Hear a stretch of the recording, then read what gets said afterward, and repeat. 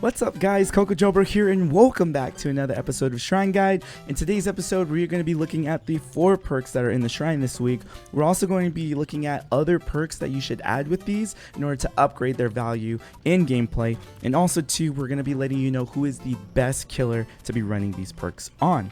If you guys didn't know too, we also stream on Twitch Sunday, Monday, Tuesday, and Friday. So if you guys want to join in on all the laughs, all the fun, we would love to have you there as well. Okay, so without further ado, let's get right into it.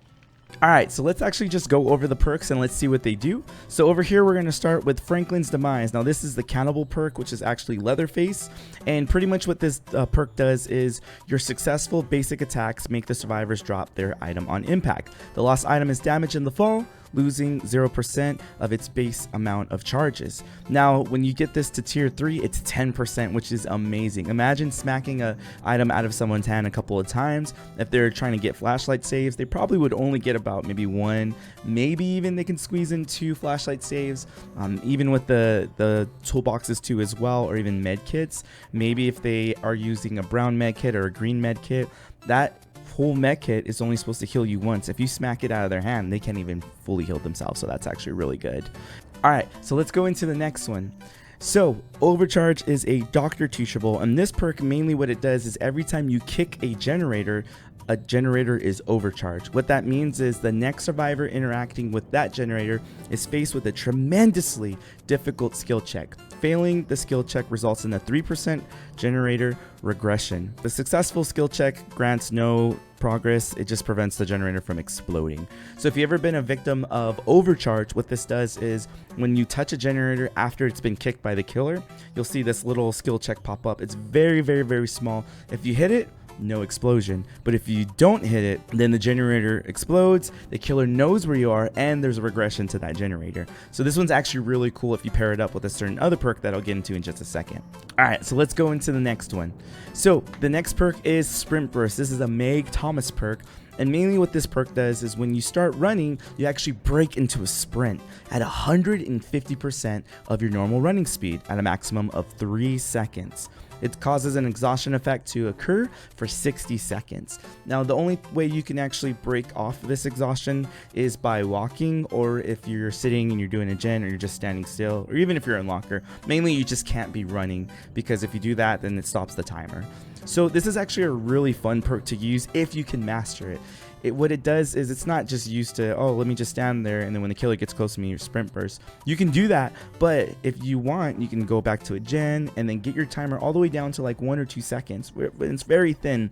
Then if the killer comes, or you can even go to the killer and try to waste their time, have them chase you, go into a loop. Once they get really close, you can start walking and then use your sprint burst again and prolong that chase again. It's actually super, super tricky, and not a lot of killers are really aware of that.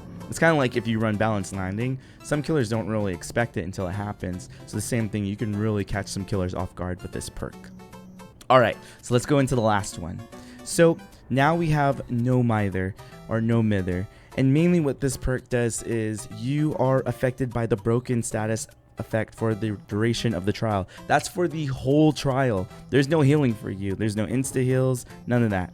You're broken, you're one shot, and you're easy pickings for the killer. Now you don't leave pools of blood. Grunts of pain caused by injuries are reduced by 0% at any time. At tier 3, it's 50%. Grants the ability to recover from the dying state. That is huge, guys. Imagine getting knocked down, getting slugged, and then the killer going after somebody else. And if they leave you alone for enough time, you don't need Unbreakable. This is like having infinite Unbreakable in you. So that's actually a really, really, really cool thing to have here. So let's actually go to the builds so I can show you what perks actually assist all 4 of these perks in the shrine. So let's go right to it. Alright, so we're going to go with our doctor for the killer. Now I was letting you know who is the best killer to run these perks for this week, and it's definitely the doctor, and I'll tell you why. Imagine running Overcharge, right? You kick the generator, someone goes in, tries to repair it, they mess up. Maybe they're actually really good. Well, if they're in the madness effect, then their skill checks will occasionally appear randomly, and it'll occasionally appear in a reverse clockwise too as well. That's really funky and really powerful if the survivors are not really good at hitting their skill checks. This perk is just like Huntress Lullaby, where they're just caught off guard. They don't even expect it to happen, so it's actually really good. Now Franklin's is just perfect on any killer, because if you see a full team that has or they have the med kits, the flashlights, the toolboxes, you know they're going to gen rush you. They know they're going to go for the flashlight saves. If you just don't want to deal with that bull crap, you can just run Franklin's and just totally ruin their day. And like I mentioned before, if they're running a med kit that's brown, or even having a yellow one or the green ones, you know, those things are supposed to heal you for only one full health state. Yellow is really good because technically it gives you 2 and some change, but you can really ruin their day if they're so held on and they're so, you know, tightly close to those toolboxes or those items. You can really mess up their strategy, especially if they're running like a brand new part. Now, I feel like Pop Goes the Weasel goes tremendously well with Overcharge. If you're running to have more of a reason to kick generators, run Pop. 25% regression on the generator, plus you might get another 5%. That's 30% regression on a gen if they can't even hit their skill checks. Also too, running Thrilling Tremors, say you pop it, you overcharge it, they come after, you go back after them, and then you get them down, you can block that generator too, and they're like, dang. It's just a really annoying build to run. Also too, you block the generators for 16 seconds with Thrilling Tremors, so it's a pretty fun build. If you want to as well, you can also run Haunted Grounds, just because Doctor is kind of weak as an M1 killer. You can run Huntress Lullaby. They get a 6% regression if they miss any skill checks. So Pop, that would be really good. Overcharge too as well, 5, and then you'll get a 36% regression. Also too, running the Iridescent King and the Iridescent Queen just causes so much frustration. They'll constantly hear the chase music, they'll constantly get a bunch of hallucinations. If they come in contact with each other, they'll scream, and it just totally ruins their day. Putrid Oak also just brings the hooks closer together. So that's your killer build right there for you. Jumping over to the survivor build, you have No Mither, and I would definitely run No Mither with Tenacity. Tenacity is a detective tap perk that lets you crawl 50% faster, and you recover at the same time. If you already have Unbreakable built into you, once you fully recover that bar, oh my gosh, you can get up 50% faster and you can continue the race going on. Now, I would run Decisive Strike with No Mither, because if you're going to be doing this, most of the time killers will just tunnel you because you're already injured and you're easy pickings, like I said.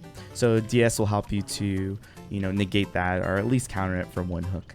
Also too, a super funny build, if you are in comms with your friends and you guys are coordinated enough, you guys can all run No Mither, which will be super funny. The killer would knock you down, your friends literally go and sabo every hook that's around you, and the killer cannot hook you. And what do? They get frustrated, they drop you on the ground. Well, who cares if you're on the ground, because you recover, and you also recover 50% faster. Now, this Petrified Oak actually increases the range of where hooks spawn, so they literally won't be next to each other. So you can do that, make the range super long, sabo hooks wherever you think the killer is going, and literally just make the killer just rage quit. It's super funny. I've done it multiple times. It's so funny.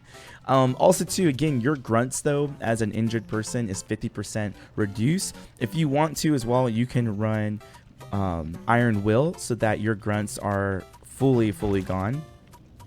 So Iron Will is 100% of your grunts are just not there anymore, so the killer can't find you. But overall, these are some really fun builds that you can actually have fun with both killer and survivor. Definitely run it with Doctor so your skill checks go crazy and that you can just cause so much frustration and madness. Even if you want, send them to the game, because the game is the smallest map in the game. Yeah, right.